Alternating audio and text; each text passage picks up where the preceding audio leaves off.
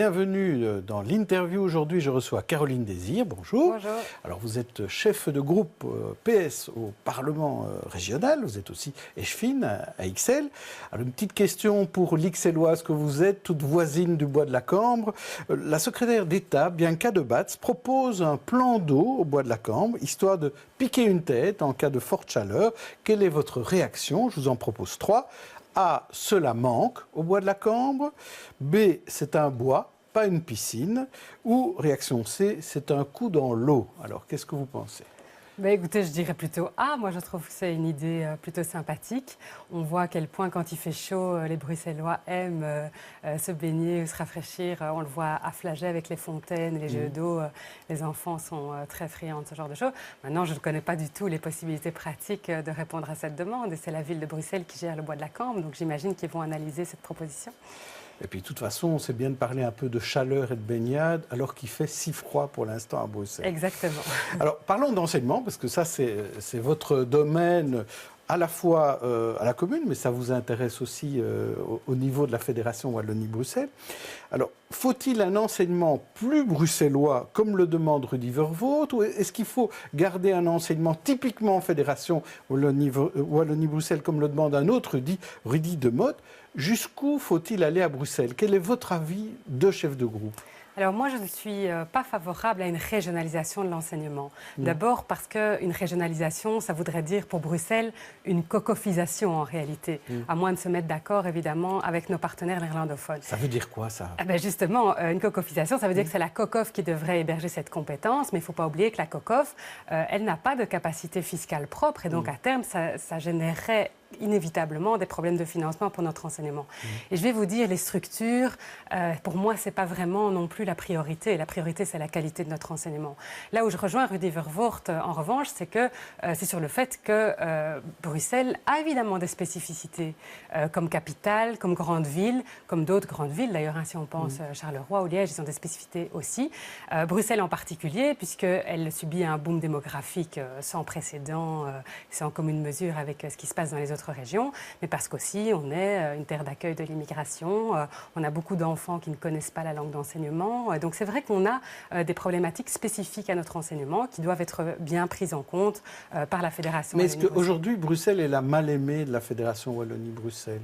Je ne dirais pas ça. Vous savez, la Fédération a débloqué par exemple 20 millions d'euros pour pouvoir faire face à ce boom démographique, et ce pacte d'excellence, donc qui est la grande réforme de notre système scolaire en cours de route depuis le début de la législature maintenant, elle vise précisément à résorber les inégalités scolaires que notre système scolaire génère tellement Donc c'est fort. bon pour Bruxelles? C'est absolument indispensable pour Bruxelles, peut-être encore plus pour Bruxelles qu'ailleurs. Un des gros éléments de ce pacte d'excellence, c'est le tronc commun, par exemple. Est-ce que vraiment le tronc commun est bon pour tous les Bruxellois, les jeunes Bruxellois, faire 3 années généralistes et aller plus tard dans l'aspect plus qualifiant? Est-ce que c'est vraiment bon alors qu'on se plaint à Bruxelles du manque de qualification? Mais en fait, tous les systèmes scolaires qui ont un tronc commun plus long sont en réalité moins inégalitaires. Mais évidemment, on ne peut pas dire simplement on va postposer de 14 ans à 15 ans l'heure du choix entre les filières générales et les filières qualifiantes. Ça n'aurait aucun sens. Et ce n'est pas ça que le pacte d'excellence propose. Ce qu'il propose, c'est un autre accompagnement depuis les maternelles, un accompagnement qui est au plus près des difficultés scolaires des élèves pour lutter évidemment contre le redoublement, les échecs scolaires et le décrochage scolaire. Et donc, toute l'idée évidemment d'amener des autres élèves, puisqu'on va commencer ce tronc commun à la base avec les maternelles, avec un meilleur encadrement. Donc l'idée, c'est de réformer tout le système scolaire depuis sa base et d'amener évidemment des enfants et des élèves plus éveillés à la diversité, notamment des futurs métiers, mais des métiers techniques, technologiques, et les amener à faire un choix plus éclairé à 15 ans. Mais c'est aussi l'idée que tout le monde doit avoir un socle commun pour devenir un citoyen. Mais pour le bilinguisme, par exemple, à Bruxelles, est-ce qu'il ne faudrait pas tout simplement que toutes les écoles soient bilingues, qu'il y ait de l'immersion pour tout le monde, qu'on connaisse mieux la langue néerlandaise? Mais écoutez, oui, bien sûr, on a une région bilingue, donc ce serait l'idéal, mais il faut quand même se dire qu'en Fédération Wallonie-Bruxelles, on a maintenant un décret immersion linguistique depuis plusieurs années. On a pris plutôt de l'avance par rapport aux néerlandophones, c'est les néerlandophones qui le disent là-dessus, mais on peine toujours à trouver des professeurs de néerlandais, des native speakers pour assurer ces cours. Donc je pense qu'on avance et la demande des parents est là. Je pense que là-dessus, on a quand même beaucoup évolué en quelques années. À propos de l'enseignement des langues, il y a André Flao qui estime que l'enseignement de l'arabe est une bonne idée. Dans un tweet, il écrit « J'ai souligné la nécessité de promouvoir rapidement l'enseignement de la langue arabe dans les écoles de la Fédération Wallonie-Bruxelles. C'est une question de respect et un pas de plus vers le vivre ensemble. » Alors, Els Amp a réagi durement sur Twitter et elle répond « Tiens, à mon avis, le néerlandais, le français et l'anglais sont des nécessités en Belgique, surtout pour l'accès au marché au travail. Mais bon, je ne suis pas surprise que certains s'en foutent du travail. » Est-ce que André Flao se fout du travail ? Mais évidemment que non, et je pense qu'il ne faut pas caricaturer ses propos, et sans doute que Twitter est un mauvais lieu d'échange sur ce genre de problématiques. Enfin, je veux dire, ce sont des sujets pas faciles à aborder, et 140 caractères, c'est parfois un peu compliqué d'aller au bout des choses. On critique beaucoup Théo Franken, d'ailleurs, pour son usage de Twitter, par exemple. Mais par rapport à cette proposition d'André Flao, moi, je voudrais dire qu'en fait, un tel programme existe déjà en Fédération Wallonie-Bruxelles depuis 20 ans, depuis 1997, qui s'appelle Ouverture aux langues et cultures. Avant, ça s'appelait Langue et culture d'origine. Et c'est même un programme qui a été encouragé par l'Union européenne pour permettre aux enfants des travailleurs migrants de s'intégrer au mieux dans leur pays.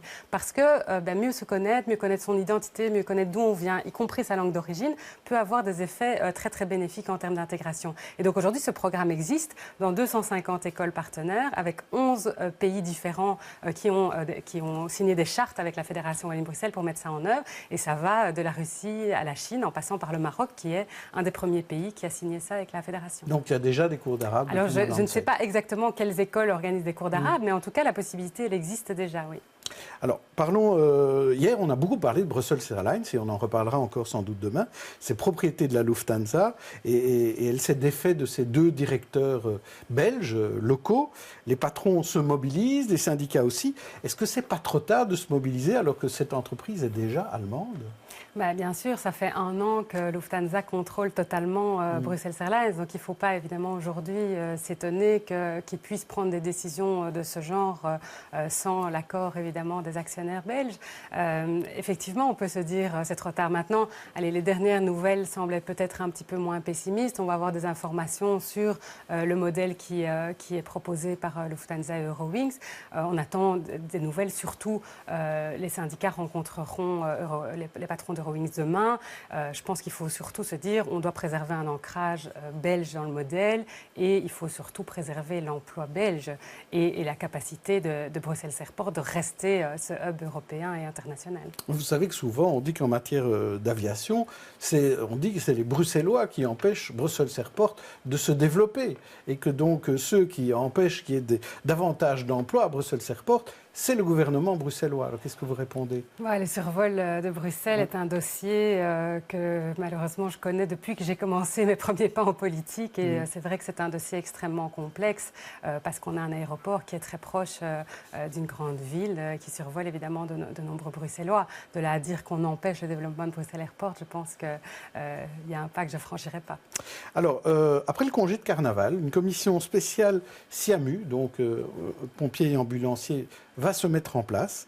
Alors, la présidence devrait aller au PS. Vous réclamez la présidence de cette commission spéciale ? On ne réclame pas, mais ça fait partie des règles, je dirais, d'attribution des présidences de commission. Donc, nous proposerons effectivement que cette présidence revienne à Marc-Jean Guessels, qui a suivi les travaux en commission intérieure depuis le début, oui.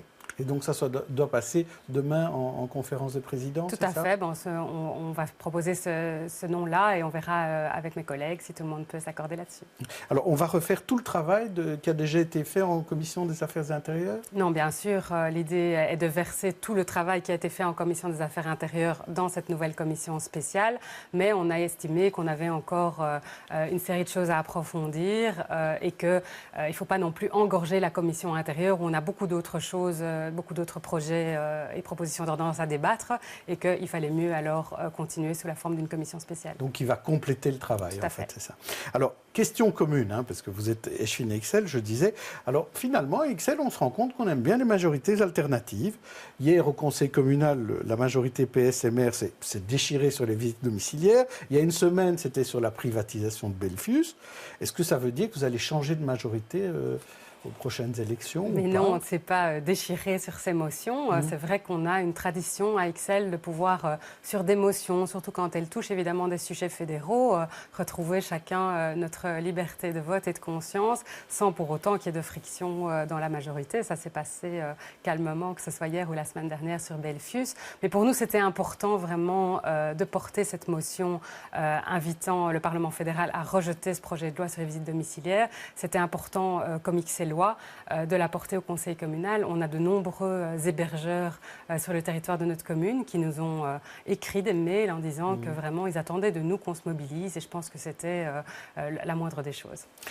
Vous voyez en majorité avec Alain Destex, parce qu'on ne sait pas encore très bien où il va se trouver. Hein. Est-ce qu'il sera avec le MR ou sa propre liste? Je ne sais pas non plus où il va se trouver. J'ai simplement vu que pour l'instant, il ne figurait pas sur la liste du MR et que pour l'instant, il ne figure pas dans notre collège échevinal et c'est très bien comme ça. Et c'est très bien comme ça vous dites. Alors, je vais revenir sur les majorités alternatives, parce qu'on en a parlé aussi à la région bruxelloise, que sur certains votes, on avait parlé à un moment donné du plan taxi, puis des allocations familiales, on pourrait très bien envisager des majorités alternatives. Est-ce que vous envisagez à la région bruxelloise des majorités alternatives sur l'un ou l'autre dossier, vous qui êtes plutôt favorable à ce type de majorité à la commune? Non, moi je crois que ce qui est important dans une majorité, c'est la loyauté des partenaires. C'est d'autant plus vrai à la région bruxelloise. Vous savez que notre majorité compte 6 partis. 3 partis francophones et 3 partis néerlandophones. Et donc quand on commence à se déchirer, à se menacer de faire des majorités alternatives, etc., c'est évidemment très difficile de garder la confiance nécessaire pour avancer sur les projets. Alors on verra évidemment, on a des dossiers difficiles, hein, je ne vais pas le cacher non plus. On a le dossier allocation familiale, on a la question du décumul. Donc on a des choses difficiles à gérer qui arrivent sur la table, mais on a aussi une longue tradition à Bruxelles de négociation, de consensus. Et je pense que c'est notre spécificité bruxelloise. On va essayer de la pousser le plus loin possible dans cette logique-là. J'ai une question très difficile pour vous. En 30 secondes, comment allez-vous régler le problème du décumul? Puisque le VLD est contre. Ah, parce que le VLD compte. Mais écoutez, on est en train d'en discuter au Parlement pour l'instant. On a eu un dernier groupe de travail très récemment là-dessus et on va attaquer le problème en commission avec d'autres dossiers liés en gouvernance. Donc vous aurez la réponse très prochainement. Merci Caroline Désir. Demain, je recevrai Didier Renders, le patron des libéraux de la région bruxelloise. D'ici là, bonne journée, bonne soirée à tous.